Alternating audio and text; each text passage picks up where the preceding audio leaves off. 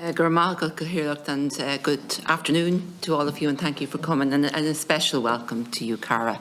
And you spoke excellently there, and you're making history today. You know that as the youngest person ever to present in front of committee. Unfortunately, we have had other parent groups in here, and they've spoken, and we've met them in our constituencies and in different forums as well, and they're telling us the same thing as all of you have just outlined here, like just the waiting times for interventions, and that the regression that they're witnessing in many cases instead of progression of their children. I've had parents crying because maybe one child was lucky enough to get services and is progressing well into secondary school, but then nothing for the younger child, and they're worrying because they can see that the child is not learning, not coping with life in many different scenarios. I hear from families all the time where their child is being expelled from school, and usually a special school setting, which is disgraceful. And it comes down to a lack of resources across the board. We've had the HSE in here. We've asked them the questions. I'm on the Disability Committee. The questions have been asked there. There are simple things they could be doing, but they're not doing, and they're not, as you say, they're not treating it as a crisis. They're not treating it with the urgency that it requires.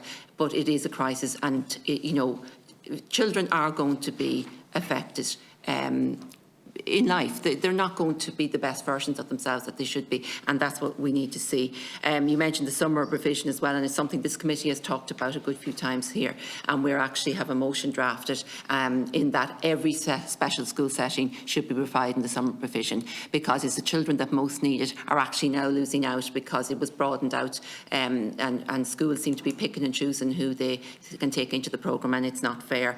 So we want to see that addressed, and addressed immediately. And the planning for that needs to start now, not in May or June when they announce how much funding is going to be spent or so on. And even if we were going to be very cold and look at it on a cost-saving basis, I mean, if children and young people were provided with the services they need at an early age, they won't need as many services and supports as they progress, as they age. And you talked about aged parents as well. And again, I've met so many aged parents, and they spend their lifetime worrying what's going to happen to their child after their day, because again, the provision of residential is not there when they would have the choice in and when I'm talking about residential, I'm talking about in the community. I'm not talking about the institutionalised settings that we used for years. We're talking about having proper communities based living where the supports are put in place. So I suppose you are the people at the coalface, and you're the people who need to tell us exactly what we can do as a committee. I mean, we are going to draw up a report, and we have all of these issues. We've heard of them all. We will push for them. We have pushed, to the HSE on the things that they should be doing and could be doing. There just does not seem to be the will there.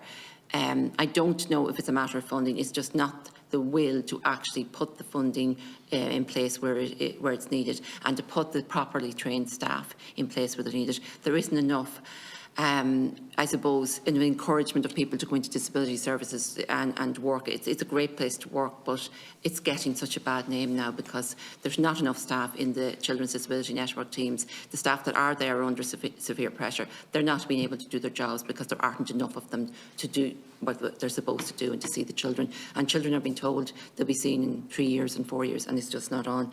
But so it's not that I've heard everything before. We are taking it on board, I can assure you. We will be pushing as much as we can. But I mean, again, it's just, from your point of view, what we as a committee can be doing more would be very welcome. Certainly, provision of a child psychiatrist. I spent 5 years trying to get melatonin for my child. I spent 5 years sitting on the landing for 5 to 6 hours every night trying to get him asleep. We were referred to a child psychiatrist in Tala. Unfortunately, she was completely overwhelmed, and prior to me getting an appointment, we were told she wasn't taking any children with sleep issues. And it was only in 2016, when my child was diagnosed with epilepsy, that I managed to get a prescription for melatonin from his neurologist. Because as I said to Mark, I said, every second nurse and doctor in Crumlin Hospital asked me had I heard of melatonin, because he wasn't sleeping, and lack of sleep brings on epileptic seizures. We need a child psychiatrist. We have children in our group that are having mental health issues at the moment. And unfortunately, our psychologists, they're overwhelmed, but they are not trained to deal with the mental health issues that our children are facing. It's a matter, the whole of Kildare, as far as I'm aware, does not have a child psychiatrist available to the disability teams. Now, that could have changed, but I don't think it has if we're listening to what our parents are saying. And just to say, I know I've heard from others as well that CAMS is there, but they often don't CAMS will not deal with children who have autism. Yeah, that's what they're telling me. End of. And when I go to CAMS and said this to them, their excuse is, oh, well, Children's Disability Network teams are not working with us to provide information. So I don't know. It's like it's fallen between two stools. No, CAMS will just say, your child has autism, go back to your network team. That's what they're saying. That's it. Yeah. They won't deal with that. And the parent of the child who's looking for residential, she hasn't slept in her own bed in 2.5 years because her daughter is, I could name her, she would no problem, but I won't. Her daughter is attacking her younger son, and she has to sleep in the same room as the child because as loud as the child will be, she can sneak into his room at night. And she is screaming for residential places or even respite, and she's not getting anything. Okay. And I know, Mar, I just meant to ask as well, I know you said that Neil was diagnosed in 2016, and then in 2020 they're talking about reassessment. Did he receive any services or supports in that 4-year period? Not anything of any substance. Okay. And it's just left us, I mean, our family has been left to rot. So I suppose, like, you know, and I follow this committee and I commend you for everything you're doing. But I suppose the main issue I have here is oversight of the HSE. Where is the actual oversight? Yeah. So we'll say, we'll just compare. We have in the Garda, we have the GSOC with proper teeth. We have a policing authority oversight body. Now, there's nothing in health. Even the Taoiseach, when we met him, admitted that the HSE is accountable to its own board.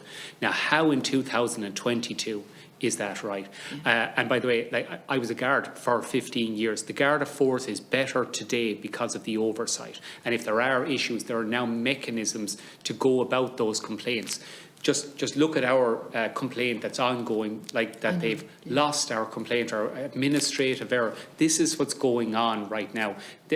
I'm just relaying what most parents' experiences are.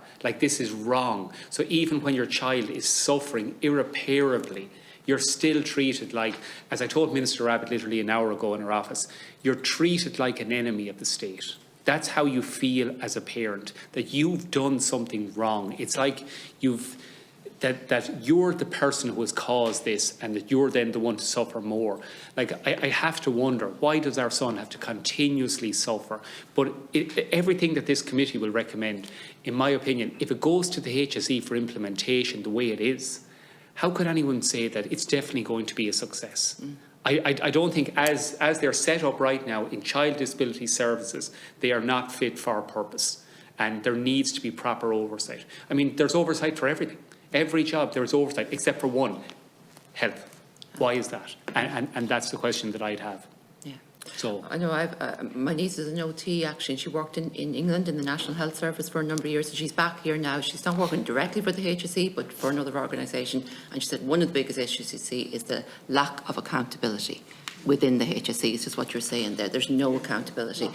And I also think there's nobody actually, one person who is head of progressing disabilities who will make sure that it's, properly resourced, properly planned and properly delivered.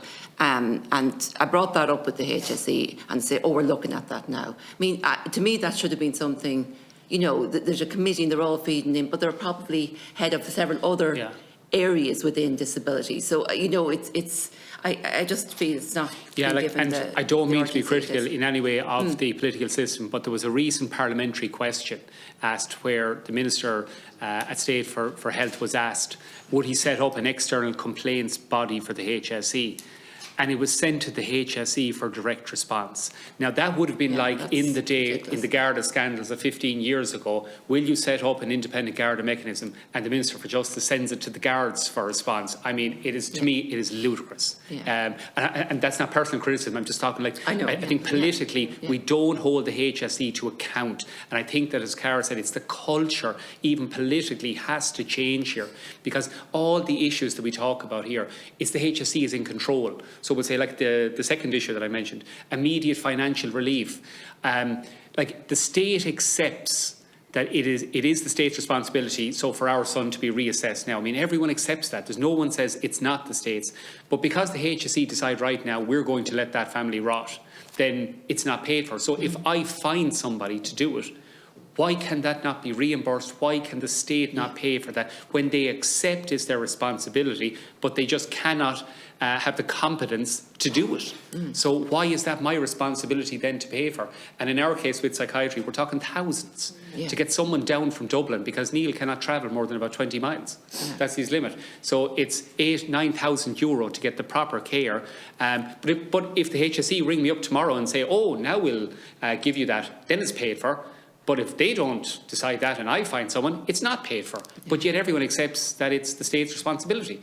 Someone's going to have to explain that to me, because it doesn't make any sense. So I would urge this committee to consider that proposal for immediate financial relief, to find a system whereby parents can, like as I said, the system is actually there already. Because if the HSE ring up and say, we are going to get you assessed urgently right now because there's a court case pending or something like that, then it's mysteriously paid for. So there's obviously a mechanism, but it's the HSE being in charge of who gets it. Joe gets it, but John doesn't. That's what I have the issue with. And there's no, you can't say that there's a complaint mechanism there. There's not. I mean, we're actually going through it right now. It is a disgrace what we have to go through. And we're going to go through this for the next couple of months. You know, I've heard the same about your service. You're saying from many parents. Like, I mean, I'm sorry to be frustrated, but it's just, absolutely understand. You know, I think any recommendation, once the same people are in charge, like again, I'm just putting the parallel. It was like the guards in the day. If you ask the guards to investigate the guards, you're going to. It was the way it was. Without being critical, we need a new system, and we need oversight. If you're going to, whatever this committee is going to recommend, who's going to implement it? Because if it goes to the hands of the same entity, then we're going to be left. We'll be back here in a year or 2 or 10 or, you know, so just making that point. So I'd ask you to consider those two issues. I think that they're big issues, because just like as a family member, it gives us a fighting chance if we could find someone even right now. Like it's kind of farcical, really. Like Minister Rabbitte informed us that they had written to her to say that they're attempting to source someone, but my wife has just found somebody. Like, it's all like it's just beyond frustrating, to be honest, you know. But anyway, look, we'll move on to another point, as they say. Thank you.